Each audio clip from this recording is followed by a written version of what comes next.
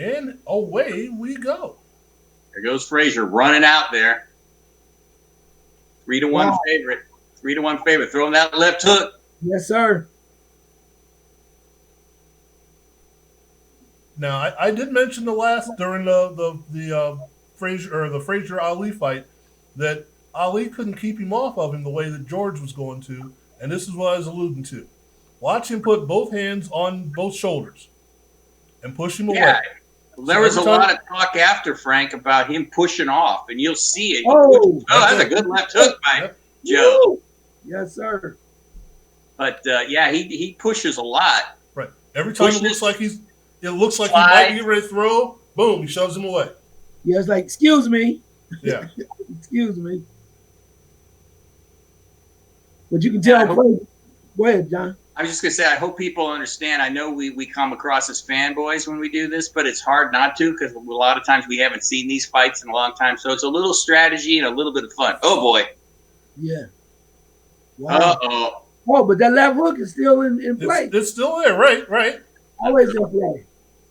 And remember, we know Frazier's always a slow starter. Remember, Oscar Bonavina knocked him down early, but he always gets up, but he doesn't start smoking for a while. And you know Foreman knows that. Right.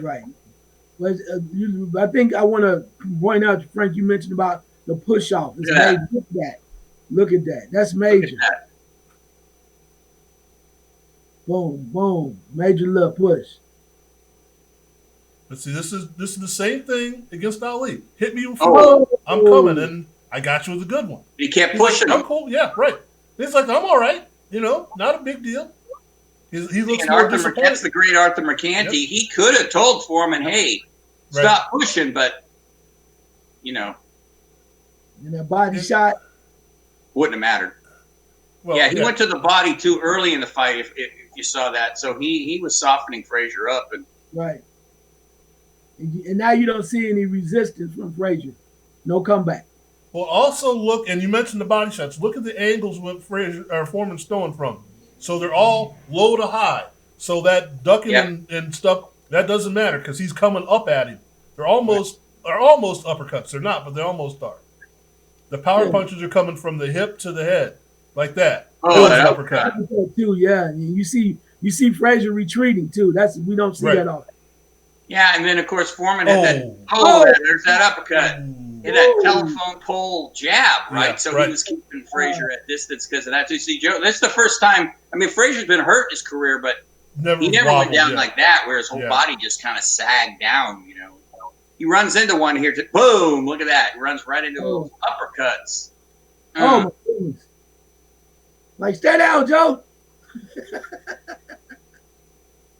No, he won't stay down. Wow. Yancey Durham, looking like kind of collapses in Yancey Durham's arms. Like, get the damn stool out there. Bring out a sofa. We need to put him on something. Need something. Only got a minute. Where's the mix? Where's the mix? Yeah, the one I mixed. That was like on the side of the head, huh? Yeah, that looks like a glancing blow until you realize who's throwing the glancing blow. Yes. Now, see, this tells you something. Arthur Mercanti's looking at him in the first round. Yeah, well, he didn't look very good there at times. Boom. That was the one that really, that one. Woo! Uppercut. I don't care if you're smoking or not. He's like, should I hit him again? No? Okay. Yeah, that dislodged him from all reality there. So here he comes. I'm ready to go. Here comes Joe. Well, that's Joe Frazier. Yeah, he only fought one way. Yep. There's the push off. I told you. Boom, left hook. He landed left hook. Yeah. Again, that left hook from nowhere. Oh. Now, I wish I would have kept the sound on for this because I'm not really sure what it was. Yeah. Did he tell him? Yeah, he might. It almost looked like he might have told him stop pushing, but.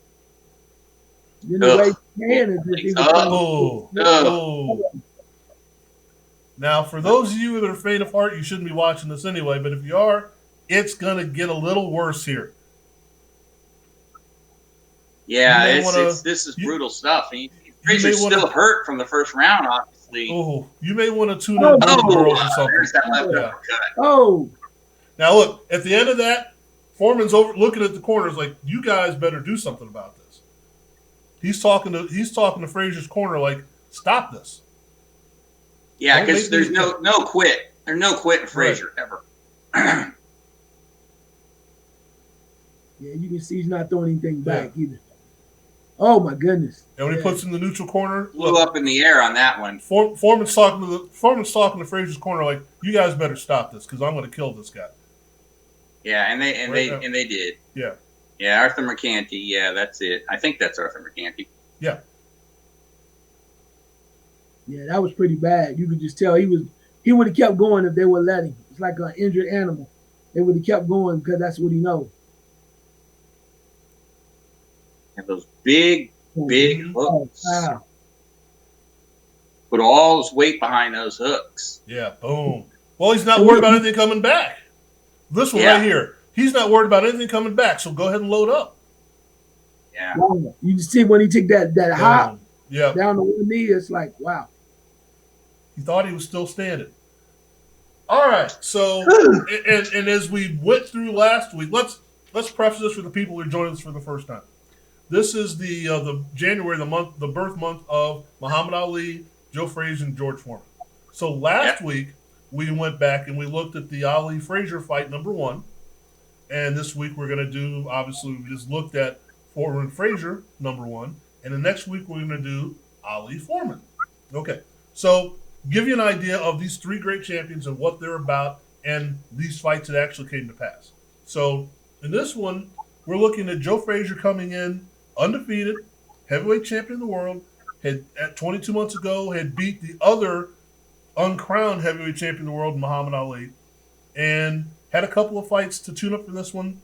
George Foreman comes in undefeated as well, both Olympic heavyweight champions. A lot of similarities, just like in the last fight, but obviously Frazier was heavily favored in this one, and Foreman was the unknown. Even though he was 37-0, the question was who those 37 fights against. Mm-hmm. Well, that's a moot point at this point because Foreman came in and went, I've heard the story about Joe Frazier not backing up. I'm going to make Howard Cosell say, what does he say, Charles? What does he say? No. Down goes Frazier. Down goes Frazier. Down goes Frazier. And in the lexicon of boxing, that is an iconic call, not only because it's Howard Cosell, but because of, I don't want to call it the surprise of what happened, but for lack of a better way to put it, the severity of what happened. You don't come in and beat up Joe Frazier like that. Right. And George Foreman came in and beat up Joe Frazier like that. So I know we were still in our formative years at that point, but as we look at this again, and I haven't looked at it for a while other than the highlights, John, what stands out is like, wow, I don't remember being that brutal. Well, something popped into my mind. If you watch it again with the sound on, you can hear Angelo Dundee, even before Frazier's been down a couple of more times, going, stop it, stop it. He's sitting right next to Howard Cosell.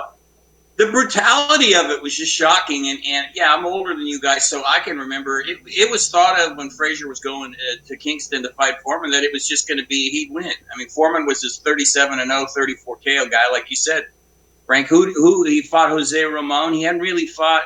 He fought George Savallo, I think, if I'm remembering correctly. He really didn't have – his resume wasn't loaded with what Frazier obviously had done. And then Frazier had 2 fights against Ron Stander and Terry Daniels and won by stoppage. But he didn't quite look all that good, so there was a little question because of what Muhammad Ali and him did, in March of 1971.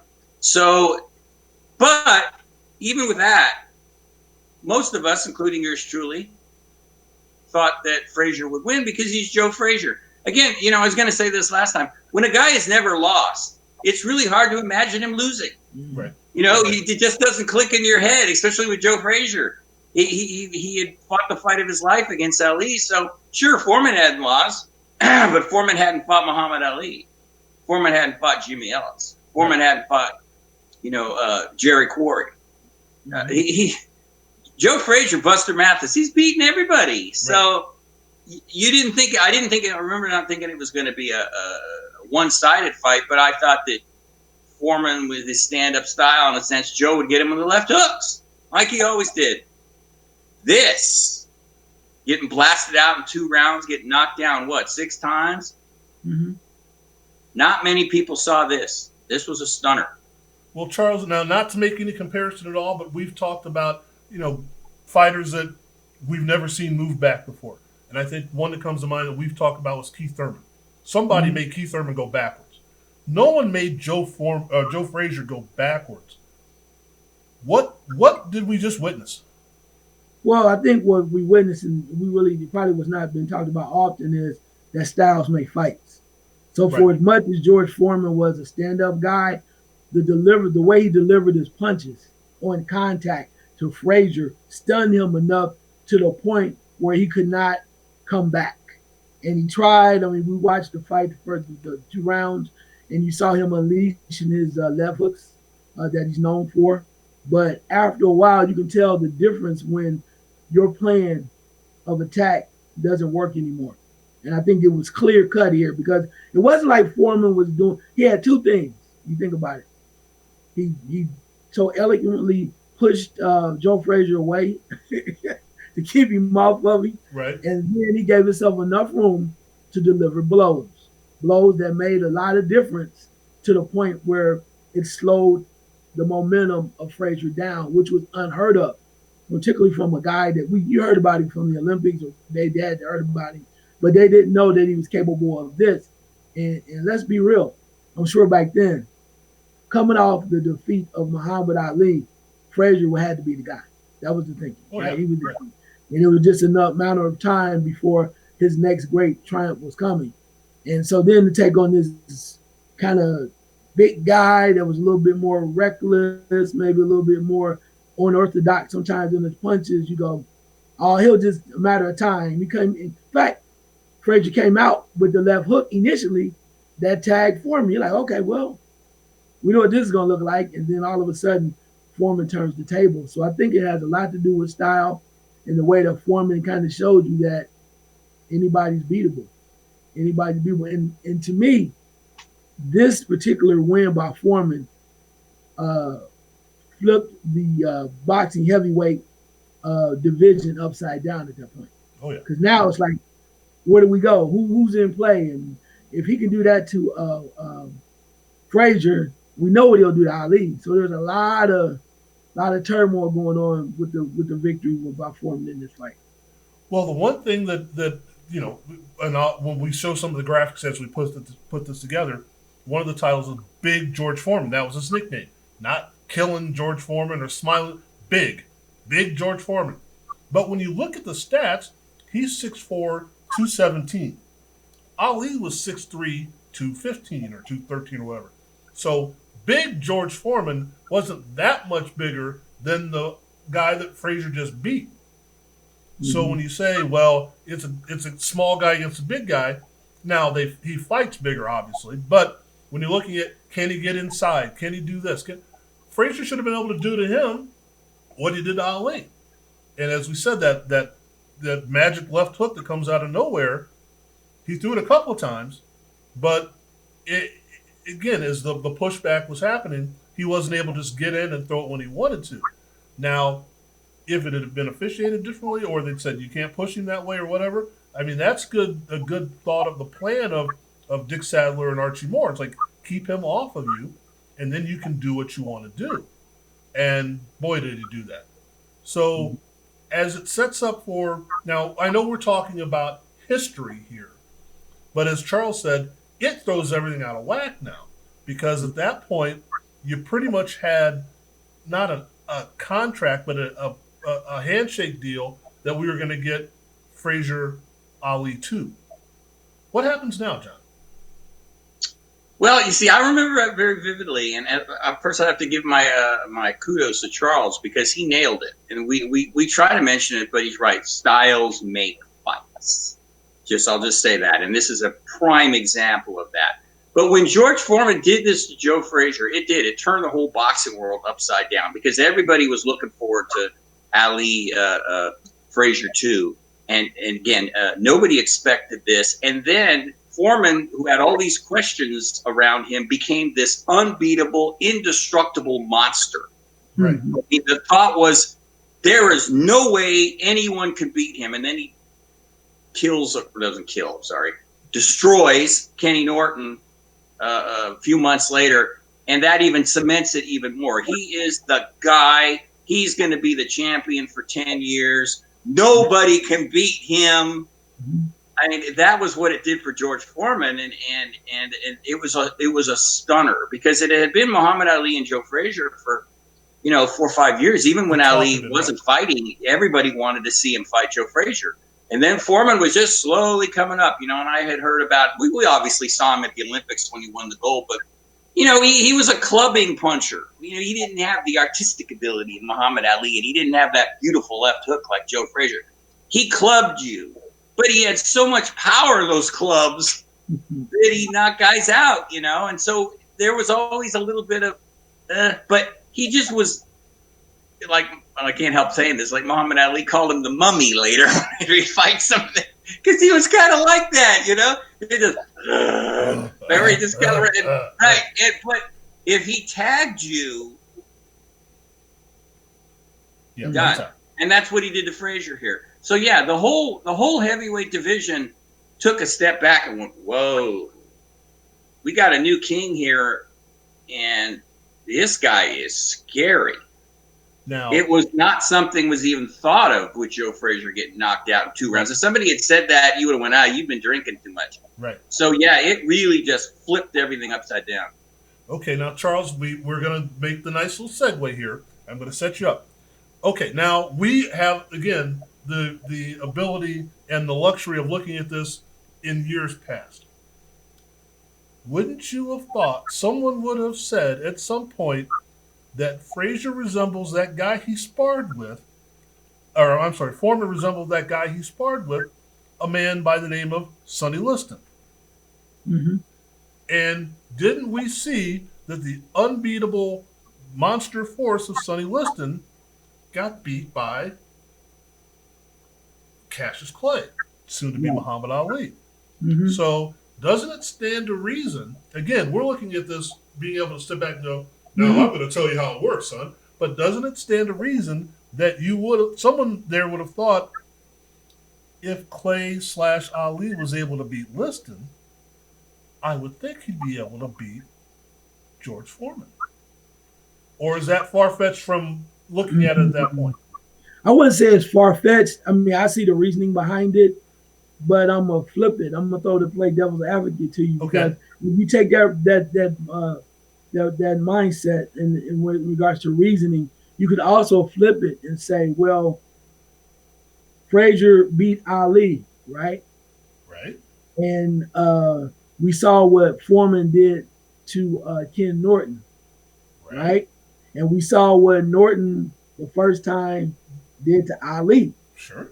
So with that being said, you go, well, two guys that, and we're looking back on history, two guys that beat Ali, then it's like, if Foreman did that to both of them, why wouldn't we say now, particularly the way that he dismantled Joe Frazier, that he should be able to do that to what some people will consider an aging Muhammad Ali? Because think about it, from the standpoint, as we move forward in different things, the initial thinking is going into the Foreman Ali fight is that the big clubber is going to kill this old man, right? And people were like, please don't fight him. Please don't go in the ring. Right. He's literally going to kill you. Right. Mm-hmm. Yeah. Yeah. So that's when you look at it, I see your the way you presented it, but on the flip side, the other way was like, okay, well, we would think that initially, but hell, Foreman is taking down these two so-called monsters that beat Ali. So why in the hell wouldn't he now beat up old Ali, which seemed to have a little bit more, lost some, had some kinks more in his armor than the brash young man that we saw that beat Sonny Liston? Well, it's because it's my job to stir the pot. That's why I say it. Okay, but seriously though, and here's the thing that's so great about this era fighting. We don't have that now to that same respect. Now you could say, well, we went Barrera, Morales, Chavez, blah blah blah. I mean, you could have said that you had 3 or 4 guys that you were wondering styles make fights. How's it going to play out? That's the only group I can think of, really, with the Morales and all those guys. But here you have, like you said, you just threw 4 or 5 names out there and excluded 3 or 4 more. And so he fought him and he fought him. And then they fight this guy and they fight that guy. And how did John? Was it just such a great era of fighting that you couldn't really tell until they got in the ring? As Charles said, because styles make fights, and we don't even know sometimes whose style is going to appear until, like we did with Ali and Foreman, until the fight actually starts. Yeah, because Ali and Foreman have that Ali would win, and he thought he was going to be an easy collection of $20, and as we know, that happened. But yeah, the fascinating thing is when you look at who they fought. You know, with Ali fighting Norton those 2 times, and he had to beat Norton in that second fight, or he wouldn't have got the George Foreman fight, and he had to beat Frazier too. You know, and he managed to do it. But man, it was tough. The second Joe Frazier fight, it's a tough one. He wins it, but it's not an easy walk in the park.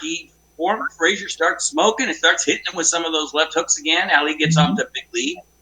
So that was just the period. And again, like I said earlier, Foreman was just thought of as at this point is just indestructible. And then back to Norton, when he did that to Ken Norton, knocked him out in 2 rounds. Then everybody thought Ali was there. I think I remember Ali was ringside, and he of course picked Ken Norton to win, as fighters tend to do with the guys they beat or whatever they. Right.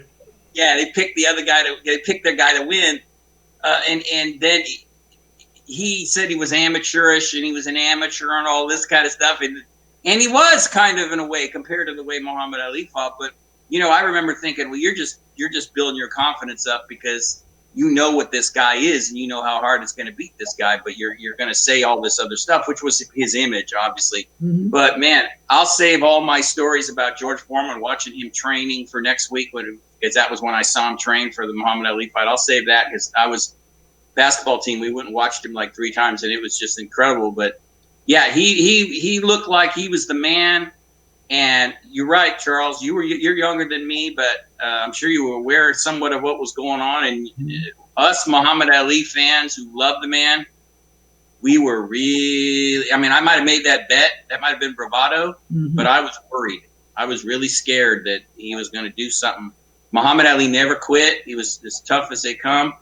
And I was afraid that George Foreman, those punches, again, I'll save some of that for next week. Right. Well, again, looking at how devastating that this fight was. And, I mean, I've seen guys that have fought lesser caliber fighters just get blown out of the ring like that.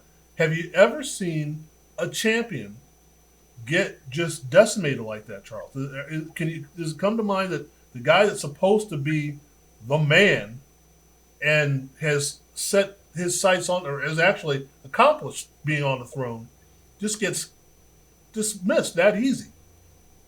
Yeah, and I was trying to think. I think there might have been a couple of times where I did see older champions get beat down, but this wasn't the case. This was that Joe Frazier is no way was an old man when he fought Foreman. So that's what I think made it even more impressive, because he had come off some great fights and done what he was doing, and then for Foreman out of nowhere, it comes up and has a great strategy that worked. Keep him off of you. You know, I'm not want to break too much into it, but it kind of reminds me of, you look at the demise of Mike Tyson, right? Okay. Somebody finally was able to push him off, keep him off enough to start landing some punches and actually throw back at him. Frazier was a force. I know those are 2 different styles of Tyson and Frazier, but the forward motion, and if you did not keep Joe Frazier off of you, he would hurt you, particularly with those left hooks. And the way that Foreman was able to find a way to kind of, push him away politely and with no interference from the referee, perfectly set up. And knowing that the bombs that he really, and I think too, we talked a little bit about George Foreman's power, and we talked about being afraid for Ali. But I think this particular fight shows you how much lead he had in his hands. You talked about Sonny Liston. I've heard about Sonny Liston. I've seen Sonny Liston. But the way that he dismantled Frazier, I don't know, man. That wasn't lightning in the bottle. That was right. He had some dynamite in those punches, because to watch Joe Frazier get hit and literally do a skip to Malou and down to one knee with one shot, that's power. And John, he mentioned a good point.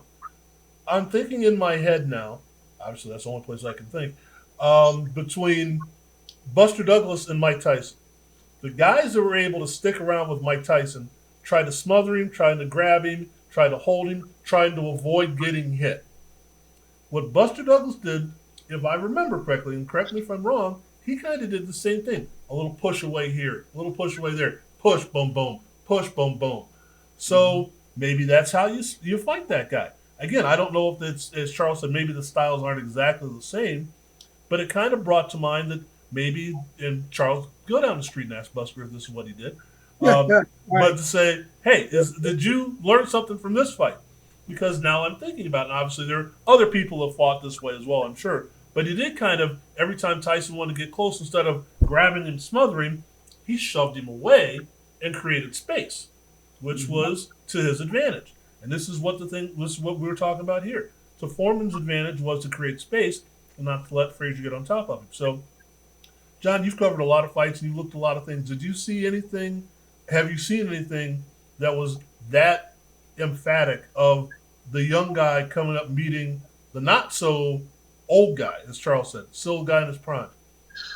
Well, what popped in my head, and it's not even comparable, but it was so destructive and one-sided, was what we watched a while ago, was when Joe Louis knocked out Max Schmeling in the first round. That was a stunner like that, where, whoa, this is an ex-heavyweight champion, and he just destroyed him in 2 minutes, right? But that's still not the same thing. When Rocky Marciano knocked out Jersey Joe Walcott in the rematch in the first round, he'd already beat him. So that wasn't the same thing. This was totally unexpected. You're talking about a 3.5 to 1 favorite, and Joe Frazier expected to stop George Foreman around the 6th or 7th round. So this was a major stunner, and that's not a bad comparison with Douglas and Tyson in a sense, because sluggers, when sluggers have people start slugging back at them and they can take their punch, that usually is a problem. And that's what Buster Douglas did too. He didn't just grab Mike Tyson. He did sometimes, but he also punched him back, started hitting him with shots. And Mike Tyson hadn't really had anybody. He had guys throwing punches at him, but not hitting him like that. He was bobbing, weaving, and there was no fear in Buster Douglas either, none. So that's true, and he keep his distance. He did keep him away. He was the bigger guy too, like Foreman is with Frazier, and Frazier and Tyson about the same size. Mike Tyson about 5'10" at the most, and Joe Frazier they said was 5'11", but whatever. I don't buy it. So right. Basically the same. Yeah. And then you got Buster Douglas is 6'3", right, roughly around there, and so you got that thing. Not that always matters, right. But in this case, yes, I think. And then the other things, maybe Frazier wasn't, and I'm not taking anything away from Foreman. Maybe Frazier wasn't quite the same. Maybe Tyson had done more training with the hotel maids than he had done before the fight. Before he fought, maybe taking something away from him. Sorry. I know this is a children's friendly show, yes, Frank, right. but I have to throw those kind of things in sometimes. But they might not have been totally on their A game, but I'm not going to take anything away from them. They both won fair and square, so that's not necessarily a bad comparison. I'm trying to think. Back in the 80s, I think Mike Weaver got stopped in the first round. But again, those fights were so close, and that was a very controversial stoppage. And I'm saying the first round, he had never lost, right? But we weren't exactly shocked when Tyson Fury did what he did to him. Right, because we knew that that Wilder had some flaws. Frazier, sure, he had a few issues, been down a few times, but we did not in a million years expect this. Well, and you're right. Which That's one on of that, those. I think that's what the surprise a lot of people. Go ahead, Frank. No, go ahead. Go ahead. You got it. No, I think that it surprised a lot of people from that standpoint. What's coming up for us on the next show? It just had you had a lot of people that thought they knew, which I love. I would have loved to live back at this time because you had these back then with journalism. You had these so-called boxing experts that swore that they knew everything. They were the ones that they were the experts, and you listen to me. You want the expert opinion, and then this happens, and it's like, well, damn, now what? Well, we'll have to see. But I'm going to tell you, if you look closely, I mean, all of that, which is kind of like horse racing, man. You don't know that in stocks. You might have a good idea, but they'll deep down inside, you have no guarantee. So it's hilarious. I might have to go back and do some research on that because I'm sure there were a lot of so-called boxing experts that were kind of made to be quiet for a little bit, silent, because they were not able to predict literally what happened. And when you mentioned about the 3-to-1 odds or 3.5 to 1, this shows you even more that nobody really had a clue. Yeah, exactly, Charles. And it was like a bomb went off. You know, I lived in the Bay Area all my life, and George Foreman was from Texas, obviously, but he had lived in Hayward at that time. And my mom actually worked at Camp Parks when George Foreman actually was there, and she saw him all the time. And she'd say, "Oh my God, he's so big, you know, big hands and everything." This is before that, right? So she knew him. She'd see him because he was already the gold medalist, or no, he wasn't a gold medalist. He was fighting in the amateurs at that point. So he was the man, and he loved Sonny Liston. We're doing the Sonny Liston comparison. I mean, it's almost like somebody couldn't write a script like this. You know, you think about it. Here's a guy that idolizes Sonny Liston, who loses to Cassius Clay, and then he's fighting him again 10 years almost exactly. Yeah. And like the Cassius Clay Sonny Liston fight, you talk about all the experts back in those days. Oh, I don't think any of them gave Cassius Clay a chance. They thought he'd get knocked out, like Liston, that menacing when he held up his finger, said 2.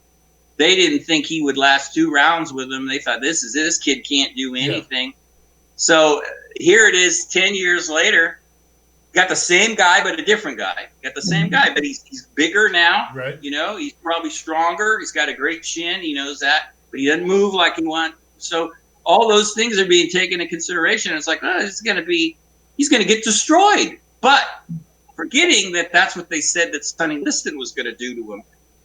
And that would, to me, if you look at it like that, Frank and Charles, that's what always raises Ali above them, because you could not predict what he was going to do, because he was better than all of them, obviously, in my opinion. But he liked fighting those monsters, and those guys.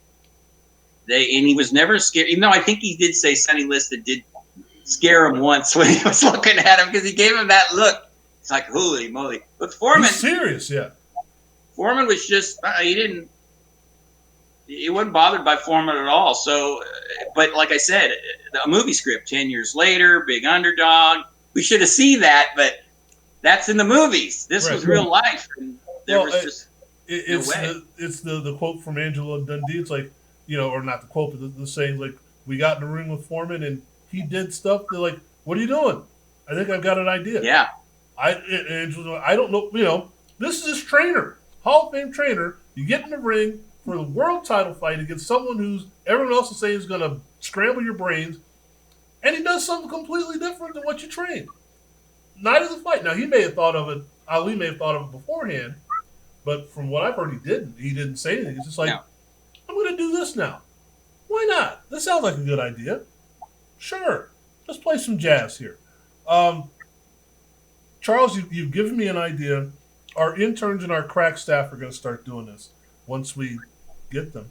But the next time we do one of these things, I think it would be a nice idea for someone to go around and hunt up some microfiche and say, what was the concept, what was the thought ahead of the fight? So we can really give an historical perspective on it. I know, you know, the Clay Liston fight, everyone picked, and that's why he's over the ropes at the end going, I told you, I told you, I told you, I told you.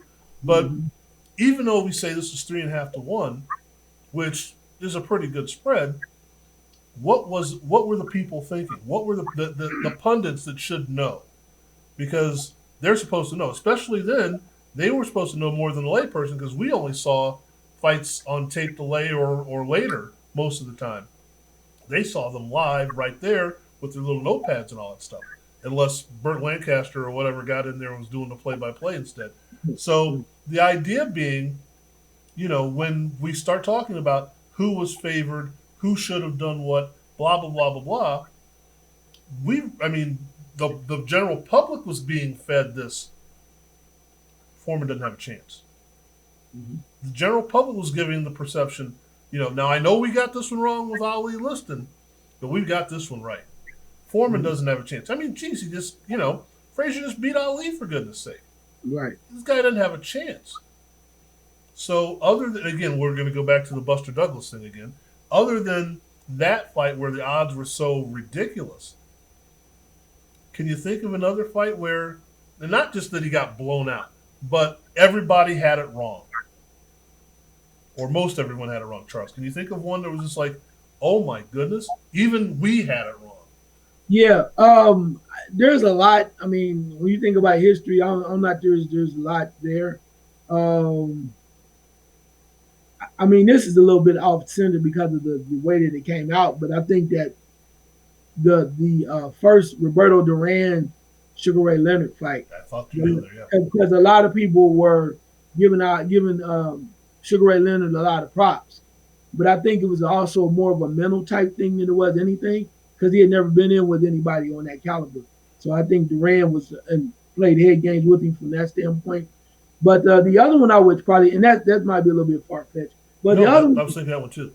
Yeah, the other one that I might think, to me, just because is you didn't know, and as much as you want to deny it and say it didn't happen, it happened, and I watched it closely as a young boy, and I tried to say this is not happening, but it did, and I think you got to give kudos to that. Is Leon Spinks over Muhammad Ali? Yeah. And because I love Leon Spinks in the Olympics, he's one of my favorite fighters, and then he comes out and has to fight my guy, right? My guy Ali, which I never wanted to see the fight because I like both of them. But just the way to watch that, while Leon Spinks wasn't probably the most tactical or the most pretty fighter in the world, he was doing enough to beat the champion, right? And as much as we try to deny it, if you go back and look at that fight again, you kind of go, well, it's close, right? So you get the understanding, but you would think, how in the hell could Leon Spinks defeat the great Muhammad Ali? They're not going to even let this happen, right? Boxing's not going to let this happen. The judges are not going to let this happen. Okay, he did what he did. He's still not going to get this. He's not getting the decision. Exactly. That's not going to happen, right? Yeah, because that you got to beat the man. Right. You want to beat the man, you got to beat the man. You got to literally back then. You literally supposedly had to convincingly defeat the champion. And a lot of people don't think Leon Spinks did that, but that's one of the major fights that I'd say what came to mind when you mentioned that. Woo! Okay, got to put that in there. Okay, but yeah, 9 fights. He had 9 fights. Mm-hmm. And first of all, how did he get the fight? And I understand he's an Olympian and all that, and that whole Olympic team was like, everyone gets a title fight. When you're on the Olympic team, you get a title fight. Just so it happened to be Ali, you got a title fight. But is he ready for a title fight? Doesn't matter. Put him in there, see what happens. Great story. And he wins the fight. Oh my goodness, how'd that happen? So, John, can you think of one that you went, no one saw this coming? Well, my brain isn't as sharp as it once. I would have been able a number of years ago to think of something, but I always think about when I was younger, and this is not in the heavyweight division, unfortunately. This was in the welterweight division, and Carlos Palomino went to London to fight John H. Stracey, and Stracey had just upset Jose Naples. Jose Naples is a great fighter. Everybody knows that.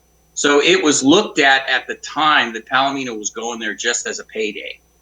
that he wasn't going to win. There was no way he was going to go to this guy's backyard and win. And he did. And it was kind of a stunner, because sure, Carlos Palomino was respected and everything, but nobody thought, there's that thing again where we were just talking about. Nobody thought that he could beat the man who beat the man. Right. And he did, and he knocked him out with body shots, basically, and it was incredible. It was on Wide World of Sports. I'll never forget it. So that's the thing, again, about boxing is we have really what I was thinking when you guys were talking was, again, it has a lot to do with the fact that a guy has never lost. And you just have a hard time envisioning and losing. That's part of what I think happened with George Foreman when he fought Muhammad Ali. And the same thing happened with Joe Frazier when he fought George Foreman, is they're undefeated. So you have a really hard time, even though in the back of your mind you might be thinking, wait a minute, maybe the styles, there could be something here that could lead to a major upset. I'll go with one more that, and this is my guy, so we haven't said him in a few weeks, but when Mr. Andre Ward fought Mikkel Kessler, they had 31 experts. 28 of them took Mikkel Kessler, and I will brag on the show and say I was one who took Andre Ward. Why did I take Andre Ward? Because not because I'm so smart, just because I had seen Joe Calzaghe do a number on Mikkel Kessler. Right. So I thought, Andre Ward is like that. He fights not like Calzaghe, but he's strong, determined, and faster. So he's got the style. And that was considered a huge, huge upset. But then when you look back and you go, nah, that wasn't such a big upset. Andre could have fought him 30 more times and beat him. Right. And that's what the thing with Joe Frazier and George Foreman is. I just think that they could have fought. They did fight one more time, as we know. And they could have fought 10 times. And George Foreman was just too big, too powerful for Joe Frazier. Just the styles made it. Well, I'm going to go back in time, and I'd have to actually have the crack staff look at this. But I'm going to say Floyd Patterson over Ingemar Johansson. The way that played out the first time, he's not going to win this fight. And I don't know what the pundits had to say, but I'm willing to say that the pundits probably thought Johansson was going to win the second fight. They did. Yeah. They did. That's a good one, Frank. Yeah. Then the other one, sticking with what we're talking about, is George Foreman beating Michael Moorer. Well, yeah. Yeah, I don't think anyone. I mean, if we're gonna make it go full circle, don't let this fight happen for the completely opposite. This is an actual fighter fighting this old man. This isn't some chump off the street, that he's been working his way back. He's actually fighting someone who's the heavyweight champion of the world. Now, he may not have been the greatest heavyweight champion in the world, but he's still a heavyweight champion of the world. Don't let this happen. He's going to punish this old man. It's like, well, first of all, you can't hit him. And again, bringing it full circle, adopted some of Archie Moore's, the crab tactics and all that. It's like, okay, you're going to hit shoulders and forearms. Too bad. And I'm going to be here at the end of the fight. I don't think, again, I'd have to go back and look at what everyone said, but I know in my mind when that was happening, like, I don't think I even wanted to watch it until curiosity got the best of me. Because I didn't want to see Foreman get beat up. I didn't. And since it didn't happen, I guess I didn't have to worry about it. But again, that's another one of those, this isn't going to play out the way it played out. So, Frank, can I say something real quick? Sure. See, now, again, I'm not bragging, but I actually thought Foreman could win that fight mostly because Moore's chin wasn't all that good. And Foreman did take a lot of shots from Michael Moorer. He did. He might have been, some of them had been hitting his shoulders and doing that, but he got or hit with some wicked shots. George Foreman had a great chin. He didn't go down because his chin, he went down because he was tired. Right. So he had to basically go through hell. And not that I was convinced he'd win. So when he knocked Moorer out with that right hand, that Teddy Atlas kept warning Moorer, watch that right hand. I wasn't like, whoa. Because I wasn't very impressed by Michael Moorer as a heavyweight. That's all. So, but I was actually very happy for George Foreman, which was something I never would have been before. Well, and Charles, it's the thing about that fight, and in general, is I think other than the Ali or maybe other fights than that. Foreman was in better shape than he looked like, especially when he got older. In that Moore fight, as John said, he didn't get tired. He didn't even sit on the stool. Maybe because he didn't think he could get up off of the stool. I don't know. But, I've witnessed that every day myself. Why sit down if you can't get back up? But that's another story entirely. But it's the idea of, just because he doesn't look like he's in great shape doesn't mean he's not in great shape for him. So, I'm trying to tie that to something else, but I'm thinking of a couple other ones that you say stuff and I'm going to think more. Well, but when you look at the Foreman situation, and maybe you can stand back now and look at it because we had the ability to do so with history, right? We had that benefit. But when you think about all the stuff that George Foreman had been through, the experiences he went through, right? You think about that beating Frazier the way that he did, fighting Ali, really having an understanding too that boxing changed. We all know that. But there weren't any really. You look at Tyson, but other than that, there was nobody in there who was considered any true killers, right? You didn't go, even though Michael Moore had been known for being nasty and mean at times. He wasn't. You didn't. There was nobody in there that you, even though other people did, before George Foreman to fear. George Foreman didn't come in and go, "Oh my God, I'm out of my league. I'm big. As you said, if I do the crab type of statue scenario, and I can take the punches, if I can go into deep waters, I got a puncher's chance." That's the other thing. We forgot because he was older, the power that George Foreman had. Right. And at times, he showed you in his second comeback, his turnaround. I can hurt some people still. And he said, you forgot about that, didn't you? It may not be as, like it was, but inside, Michael Moore, hello, some other people, I could still hurt people. And he had that little grimace because he never really seemed like he was ever mad. He just had that look on his face like he was a concerned parent. He was looking. You sit down and learn. Go do your homework. You heard what I told you. Yeah, you didn't go out there. Take the trash out. But he had that look on his face. But that's why I loved his comeback because he said he learned so much from Ali. He said, "You being so angry, people don't like that. Smile a little bit. Doesn't mean you still can't hurt people." But he learned convincingly because you think about the way that was transformed and the way that he understood it and the way he was able to become champion again. George Foreman came full circle. And in that fight, Michael Moore, as we said, had tended to show that he was a little light at times. A couple times in other fights, he got hit in the head, and his lovely trainer, Telly Atlas, the screamer, I call him, was always all over him. And even when he was right, he was wrong at times. That's who he was. I like Teddy Atlas, but that's who he was. And then to go against a really professional, seasoned fighter like George Foreman. See, that's what I think too. Because he was older, we are quick to forget the experience of George Foreman and how solid he was and what he brought to the game. Because back then, the heavyweights everybody was kind of low key.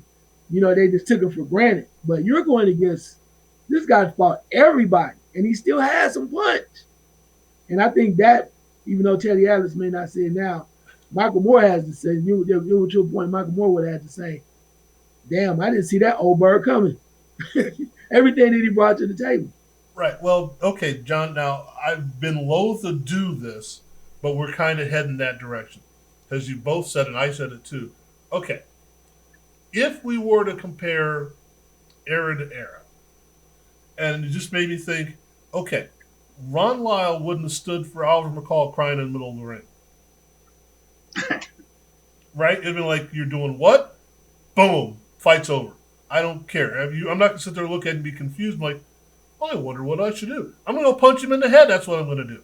So when we start looking at guys like Razor Ruddock or those kind of guys that were on the top or near the top, would they have really been able to stand a chance in that era with the Lyles and the Shavers and Ellis and Young and Quarry and all those guys?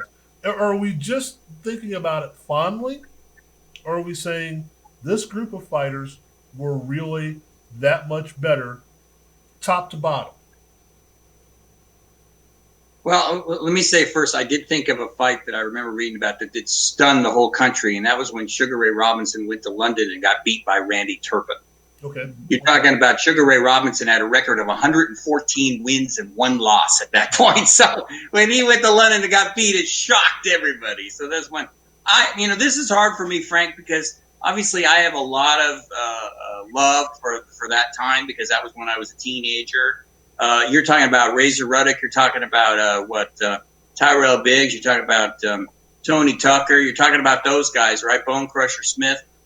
Personally, I have to say it, I don't think they would have beat any of those guys in the 70s. I think Jerry Quarry would have had a field day with Razor Ruddock.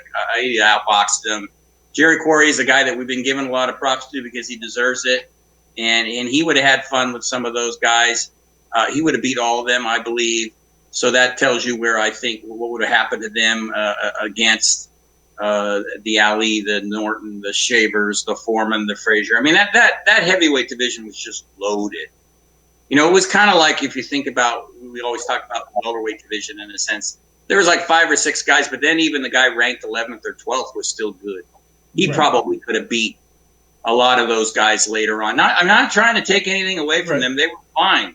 But fine versus good versus great, that's a whole different ballgame. And as we always talk about in sports, we all know this, there are levels. And that time in the 70s, for me at least, was the highest level of not only just competition, but talent. Mm-hmm. So I'm always going to believe that was the epitome of what the heavyweight division should be from top to bottom. You're thinking like a Jerry Quarry against a Hasim Rahman. You know, yeah. Charles, is that even worth talking about, or?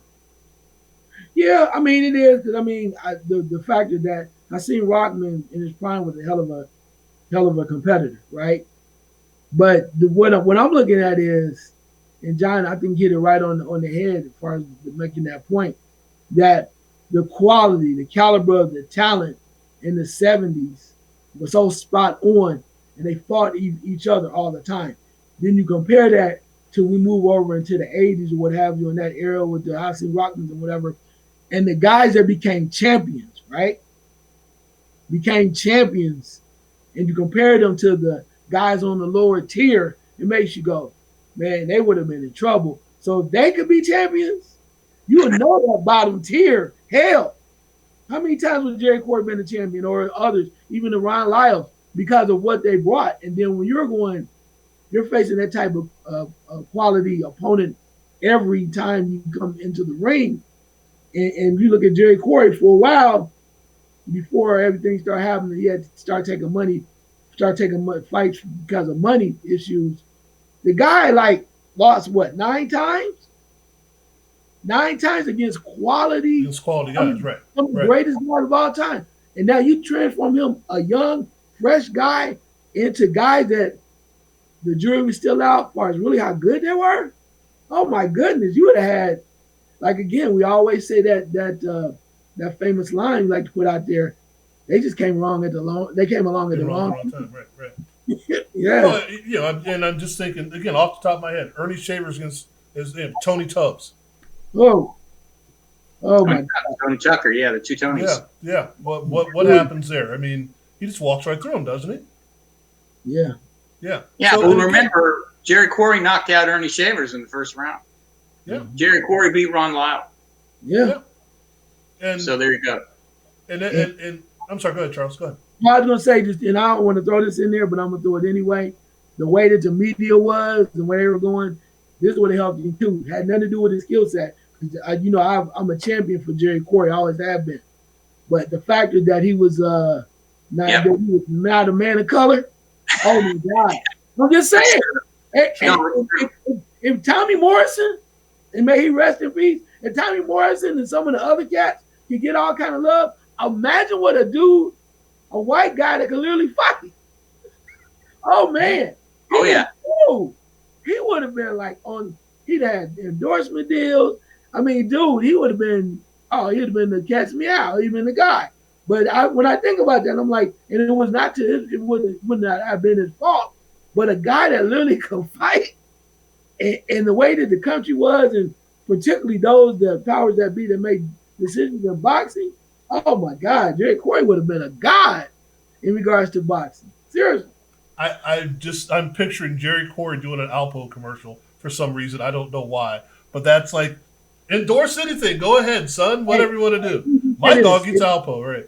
I know that the film Rocky was based on some similarities to another person, but it had a lot more fiction to it. But imagine Jerry Corey, and I think about the movie Rocky, and I just think about how a guy just, if you can fight, they'll find a way to promote the hell out you and love you. One, because he wasn't a black man. Because when you think about the heavyweight champions, and it's like anything else. I think about the NBA and NBA MVPs when Steve Nash won it twice, really. Anyway, but they got tired of certain people winning it because of the way they look. Let's keep that 100. Nothing wrong with Jerry Corey. I'm telling you, Jerry Corey came wrong at the wrong time. That's all it was. Seriously. Sure. Well, this is one of those shows that this kind of, as we like to say, goes off the rails without going off the rails. It's like it's like going to a bowling and they've got the bumpers on the lanes. It could be a gutter ball, but it's going to bounce back in the middle some kind of way. I'm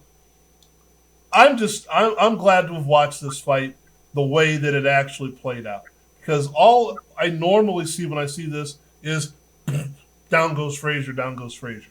So I got to see a little bit more about how they went about. Now, there's not much more than down goes Frazier, to tell you the truth. But again, watching Foreman keeping him off, there was some style to it. There's some planning to it. Maybe it was legal, maybe it wasn't. Hey, you make your decision on that your own. But I like the way that it played out, that we got to see it play out. So next week, drum roll. Yeah, drum roll. Next week, we're going to get to the big one. And I'm going to try and do a little research, for at least maybe half an hour out of my life, and see if I can find a couple of things of what the predictions were for this going ahead of time. Because I think we all know that it was pretty much, please, Muhammad, don't do this. But we know better than that now. But I think the idea of how did he figure out what he wanted to do without even his trainer knowing. And I don't want to get spoiler alert for those who've never seen the fight and have no idea what's going on. Shame on you for watching boxing without having watched boxing before. But the idea of this is where we're headed. And I think, correct me if I'm wrong, this was a revolutionary fight. This kind of changed the way we looked at things for a lot of different reasons. One, the media was different. This was a spectacle. This just wasn't an event. This was a spectacle. The promotion of it was completely different and above whatever we'd seen before. It introduced us to Don King. And I don't know if that's good or bad, but it introduced us to Don King. And show. How, yeah, that's another show completely. But and how we, at that point, said, we're going to make, boxing had always been, up until the 80s, I'd say, had been a big sport anyway. But this made boxing huge, I think, because of that spectacle and that thing. We went to Zaire. Where the hell is Zaire? I know now, but then, it's in Africa. Well, where? It's in Africa. That's all you need to know. Okay. Why are they fighting there? Why not? Okay. So it proved that we started, using satellites and all the fun stuff that I think that we put in with boxing now, I think comes from this fight. So I'm looking forward to that. Gentlemen, I think we had a great time with this one. The Gremlins didn't mess us up too bad. I think we just have to figure out a couple of things here and there. We'll make that work. But this was, I think, insane. Any last thoughts, John?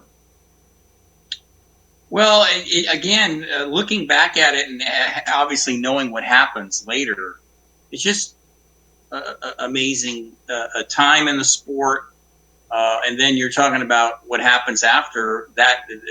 that fight with Foreman had the greatest boxing promoter that you would ever see in your lifetime in Mr. Ali, so that he would make anything almost a spectacle and epic. That one was really huge. You're right, Frank. I used to say that when Muhammad Ali fought, the world would stop.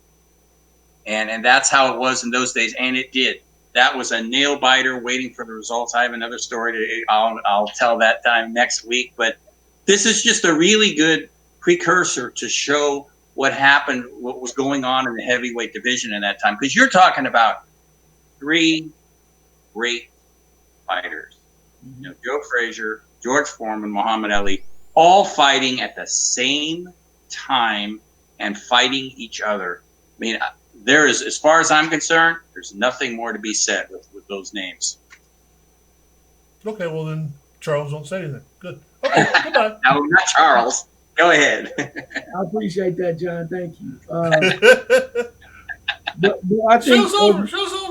As we said, I think we said earlier that the Foreman defeat over Frazier really turned boxing on upside down, the world upside down. We didn't expect it. We didn't know what was going on, and now it's like, okay, what's next?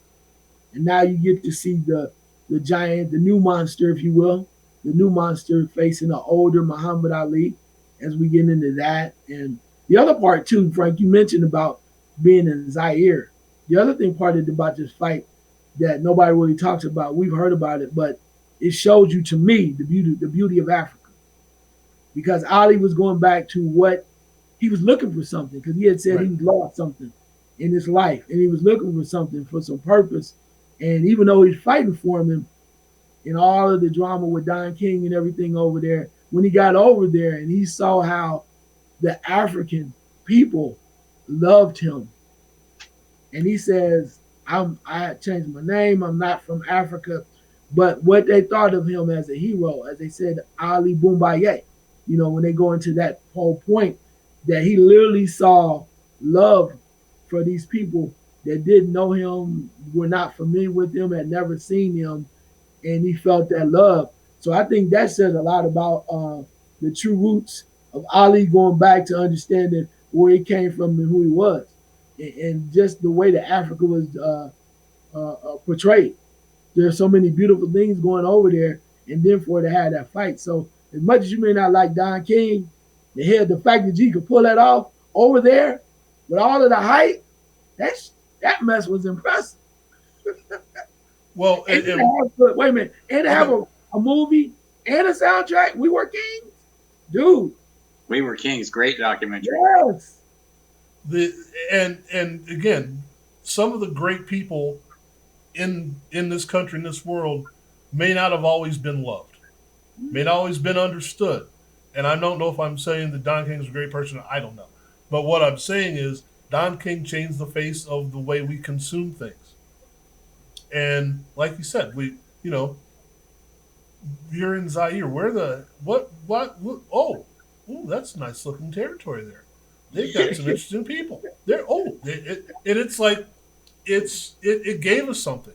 And part of that event was more than just the event, more than just the boxing match. And we'll get into that. We'll try and tie that into it next week. But it's the idea of sport can be a spectacle in a good way. You don't have to wait every 4 years for the Olympics. We can actually do something today, tomorrow, next week. And I think that's where we started seeing, and I could be wrong about this is just me projecting, we started seeing the Super Bowl becoming a bigger event because of it just being the game. Before it was, the marching band in the game, blah, blah, blah, blah. And now we start seeing, let's make an event of it. And I think this is the pinpoint of where we started seeing, sometimes we overdo things, but I think this is the thing where we said spectacle is not always a bad thing. So on that note, please tune back in next week. Same bat channel, same bat phone, all that fun stuff. Well, we're gonna make it more fun. Not the Green Hornet, not Prince. You gotta stop that stuff. Pow! Boom! You gonna put all those in there, Frank? Yeah. You missed that, Frank, because if you really were a true Batman fan, I know. That was going to dance that Batman did, sir. Yeah. I know. Well, that's why I said Prince. I had Bat Dance in there. Come on. He was crushing on Catwoman. He was crushing on Catwoman. You guys remember? Lee Merriweather. Come on, man. Right. No, mine was Eartha Kitt. Sorry. Anyway. Cannon.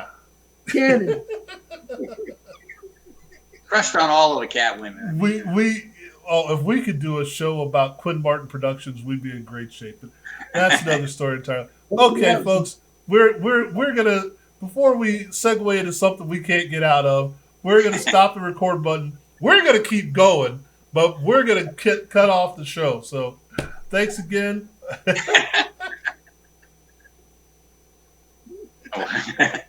I'm just gonna stop it. That's all I can do.